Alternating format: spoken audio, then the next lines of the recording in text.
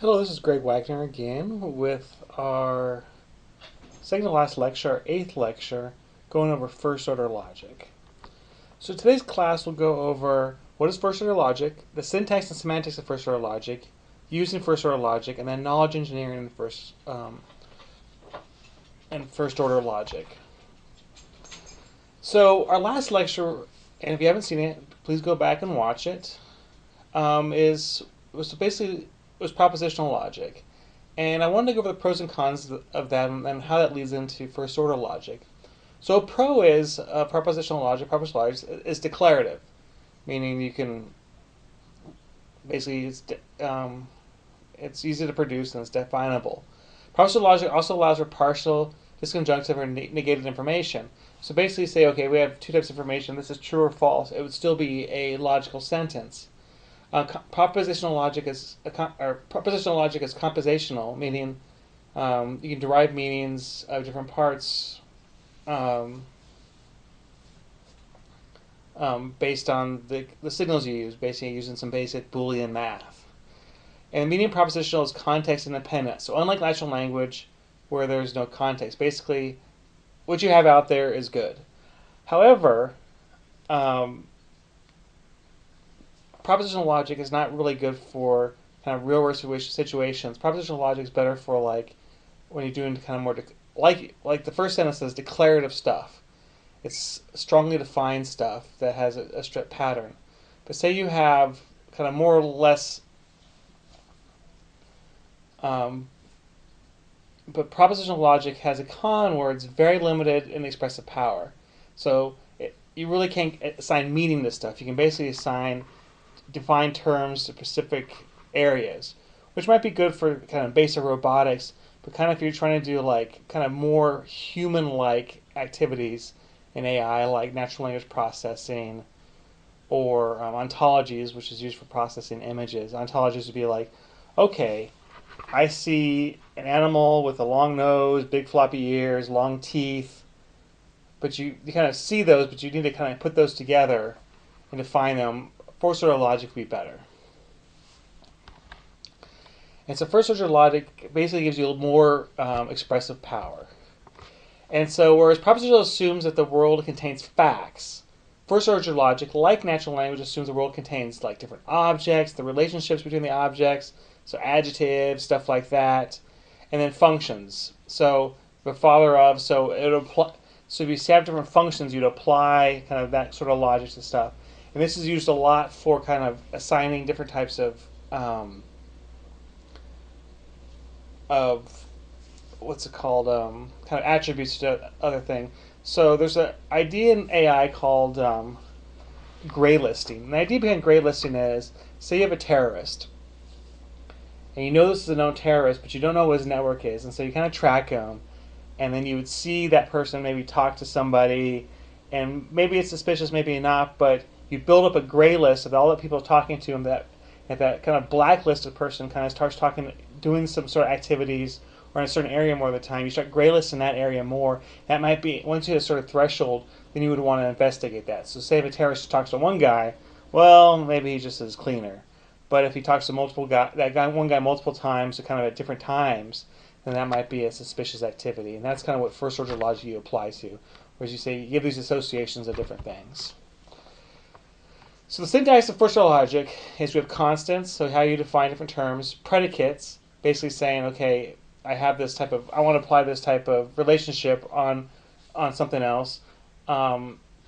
Functions, basically we retrieve something, so you have square root, or in this case we'll have left leg of. You have variables, values that can be assigned or defined. The connectives that we basically use the same as we did for the propositional logic. Equalities, where you basically can help you with the math. And then quantifiers, which we'll go over in a little bit. So the key thing of first order logic is the atomic sentence. So the atomic sentence would be, you have an atomic sentence and you have a predicate or a term. It would be an atomic sentence. So you define something or you actually assign something. And then a term would be a function. So for example, the brother So you'd have the predicate brother, and then you have King John and Richard the Lionheart.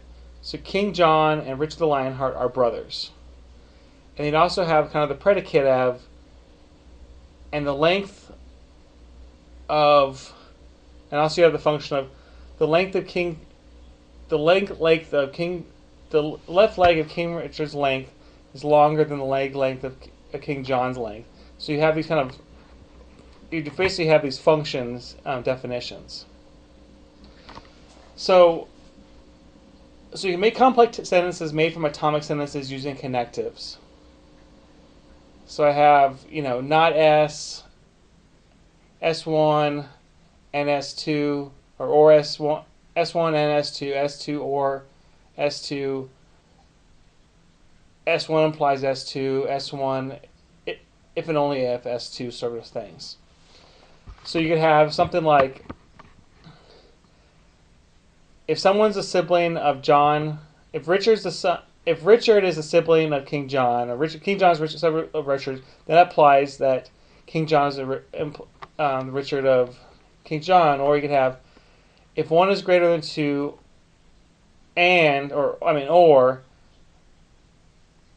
less than or equal to 1 or 2, you basically have these different functions applying to different things to do stuff to check for complexity. So you can think of a lot of these sentences as kind of if-then statements in most programming languages. And so the truth in first-order logic, sentences are true with respect to a model and an interpretation. Model contains objects, so domain objects, domain elements, and relationships among them. So interpretation specifies reference for, so constant symbols would be objects, predicate symbols would be relations, and functional symbols would be basically functions. And so atomic sentence, you have a predicate and a term is true if and only if the object referred to by the terms 1 through n are in relation referred to by the predicate. So basically you say, okay, this is true if for the example given before, atomic sentence is true if Richard is the brother of Richard the Lionheart is the brother of King John. So here's an example. We have this relationship. We have Richard the Lionheart and then King John. So they have a relationship. They have a predicate where they're brothers. So this goes both ways. You have the crown, which is basically predicate on the head of King John since he's only the king. And then you have these kind of definitions. Okay, well, what is the left leg? Stuff like that. And so to define the universal quantifications, the universal quantifications is this upside down A thing. You would say it in a sentence as there is all cases. You might have covered this when you went over finite math or a number theory class.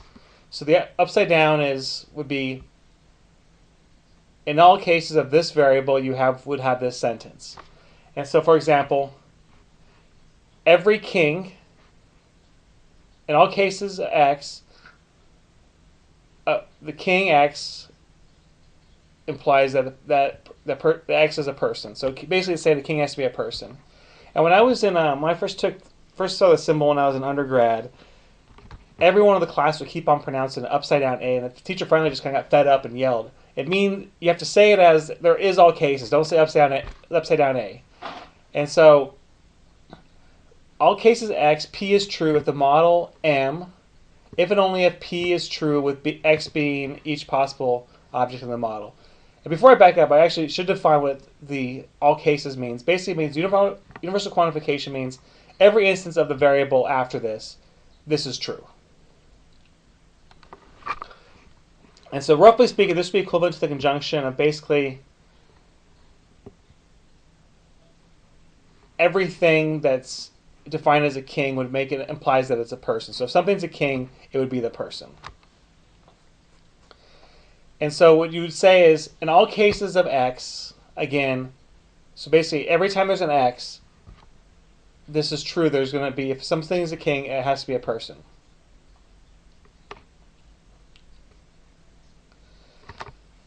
And then a common mistake with the universal, expressive, or in all cases, is using the or as the main connective with the upside down A in all cases. So in all cases, a king X or person X. So this is what it's saying is everyone is a king and everyone is a person, which isn't true. You'd be better off using the typically use the implies. You have to be very careful when you use this.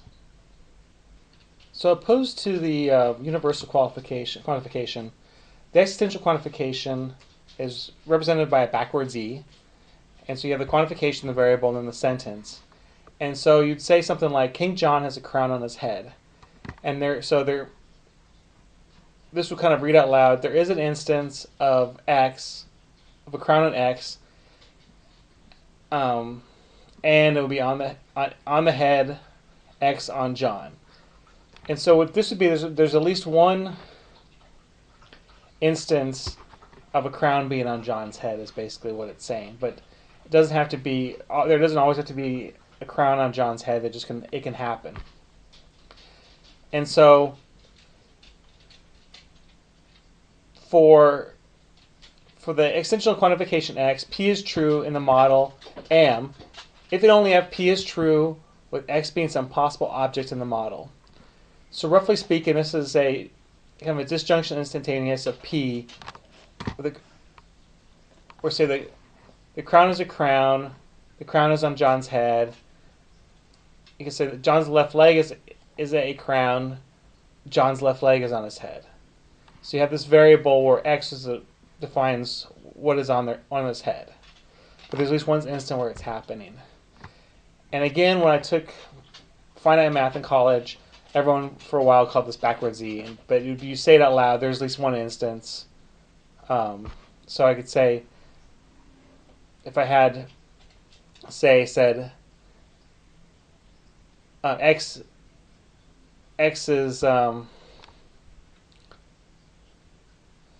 I'd say is a dynam. So there is at least one dynam that's a crown that would go on the head of John. Be like how I would say this in English. And so another mistake to avoid is typically you don't use, or typically the and is the main connective for E. So basically you're saying, okay, I have a bunch of different things. And then the kind of common mistake is using the implies as the main connective for E will make a very weak statement. So for example, there's a crown, it's on the head of John. So let's say Richard the Lionheart is a crown. Therefore, Richard the Lionheart is on John's head, which probably isn't the case.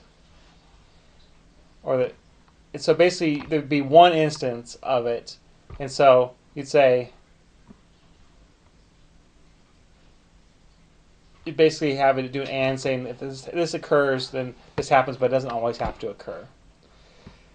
So the properties of the universal and the existential quantifiers is they're commutative. And so in this case, there exists X, and X is the same as there exists Y and Y. There's this A, in all cases Y does not. So basically,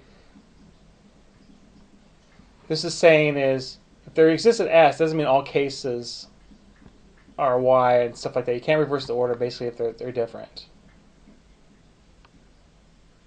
So this is saying there exists an X, if there exists an X, and for all cases Y does not mean for all cases Y there exists an X. Basically, that's the way you're saying it. And so there exists a Y, and for all cases Y, X loves Y. So they're basically saying there's a person who loves everyone in the world, would be saying something like this. There's at least one person that loves everybody, but not everybody loves everybody. And then this would be everyone in the world is loved by at least one person, would be this kind of quantifier. So quantifier dualities, each can be expressed using another. And so this is a statement, there is all cases X, the X likes ice cream. And this would also mean there is not an X that doesn't like ice cream. You can do also the reverse for the other case. So just a few things to think about. Consider the knowledge base containing just two sentences, P of A and P of X. what does this knowledge entail mean? All cases x, p of x. So explain your answer in terms of models.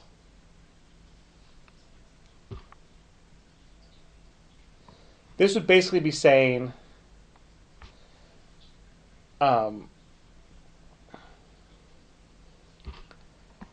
this would be saying P of A or B of A is true. Something like that. Another question is, in a sentence, there's one case x, y, x equals y. Is this valid?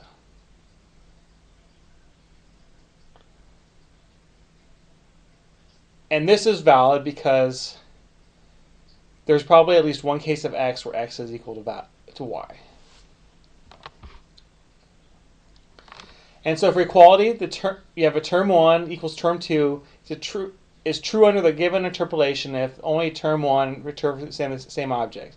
So basically this is saying definition of a sibling in terms of parent. They're all cases x and y, sibling x and y, if and only if not x equals y. And there is one case where there's at least one case M or F that is not equal, where male cannot equal to female, and so there's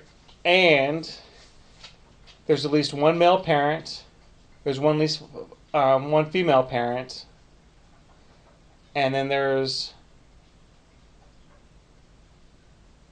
at least one male parent and one female. So basically saying if you have basically multiple parents,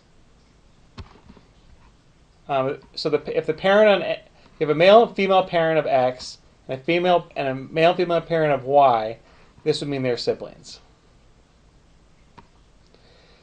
And so going over all this first order logic, what is it used for? And so it's basically used for kind of assigning domains. So you define brothers. So all brothers are siblings. So you maybe make an if statement. If someone's a brother, if people are considered brothers, relationship is they're also siblings. You define stuff and you build up terminology that way. And you say one's mother is also someone's parent. So you say, okay, if someone's a parent, if someone's a mother, they're going to be both female and someone's parent. Stuff like that. So basically it's to help you define terms. And then also you can say, after you do this definition, siblings are symmetric. So if someone's a sibling of you, they're going to be, if someone's a sibling of you, that person's going to be a sibling, or you're going to be the sibling of that person as well. And then you can use these logics to build up domains and kind of build up meaning. And you basically have these big word chains that you start building and adding up stuff. So if something means something, it'll keep on adding up to that. So you say, okay, I have one definition equals another definition, and then I have that third definition that uses the second definition. That might imply something about the first definition, stuff like that. And so finally, interacting first-order logic with knowledge bases. Suppose the Wumpus World agent is using a first-order logic knowledge base and perceives a smell and a breeze, but there's no glitter at T5. So you tell the knowledge base, I'm percepting a smell, a breeze, and no glitter at time 5. And then you would ask, what is the best action? There's at least one best action for that case. And so basically, what you look for, is there a instance for the best action for T? And so the answer would be, I'm going to shoot at the Wampus because I think it's nearby. So I can move another location. And so give it a sentence S and a substitution sigma. So S sigma denotes the results of plugging in S into sigma, such as S equals smarter than XB. So I have sigma equals X Hillary, Y Bill. And so the sentence is, would Hillary be smarter than Bill? And I'm not doing any political politics. This is just the example I had from earlier. I think I can maybe I should change this to Donald and Melania or something like that.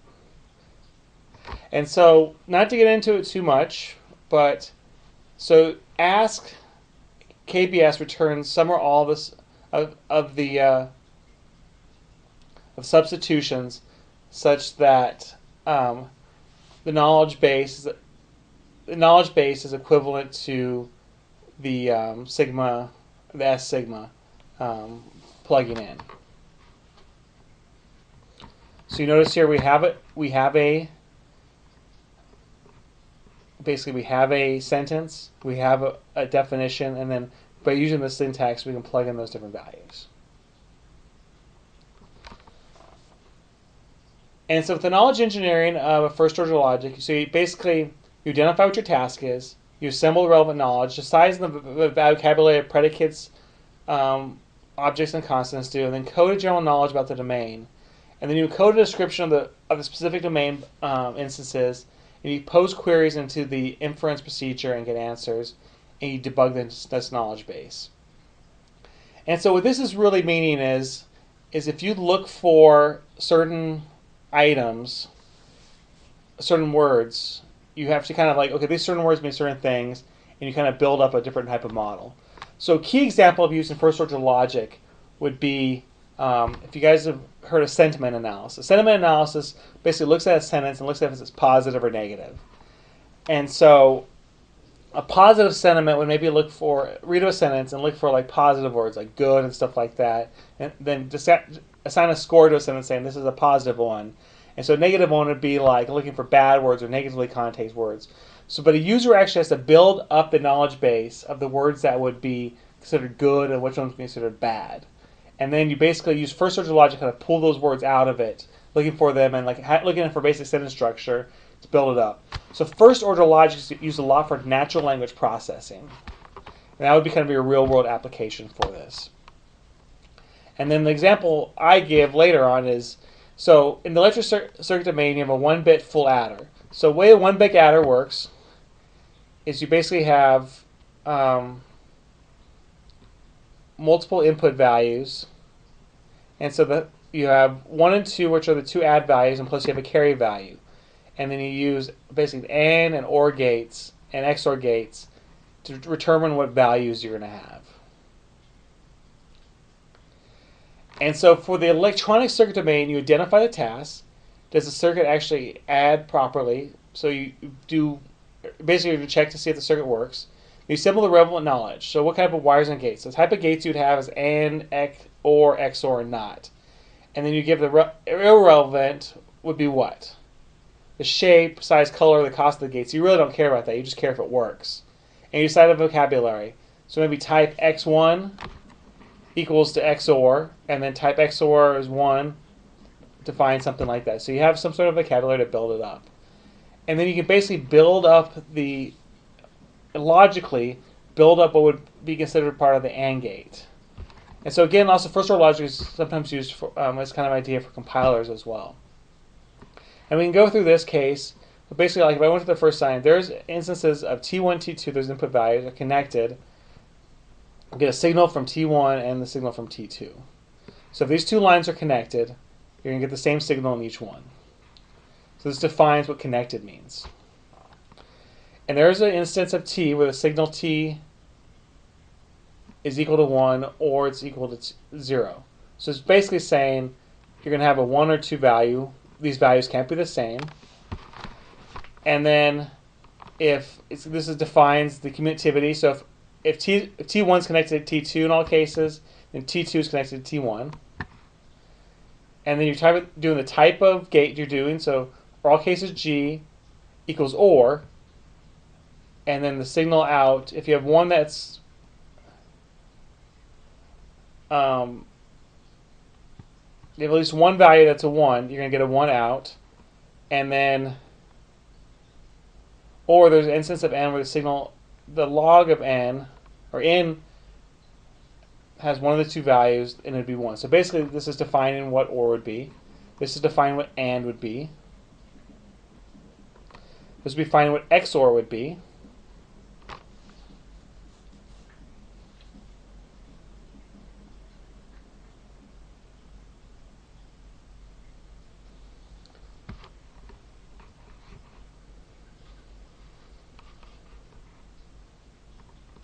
And then this would be defining what a not symbol is. And then from there you can build up the adder, and it just gives all the different connections.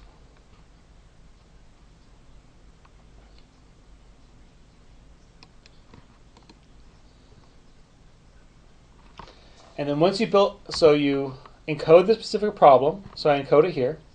Let me go back. So I encode the general knowledge, encode the specific instance, pose the queries to the reference procedure. So I'm basically saying, okay, what possible sets of values of all the terminals in the circuit adder. So I'm basically defining what are all the different values you can put in. So you basically have 3 values coming in. You're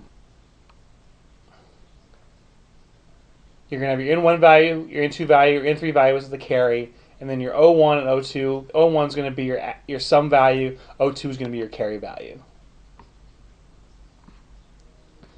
And then you debug the knowledge base. You may have omitted assertions like 1 equals 0. So it's basically check to make sure you have all the possible cases. And computers are really good at this. And usually if you set up a good test case, you can usually get pretty error-free summaries.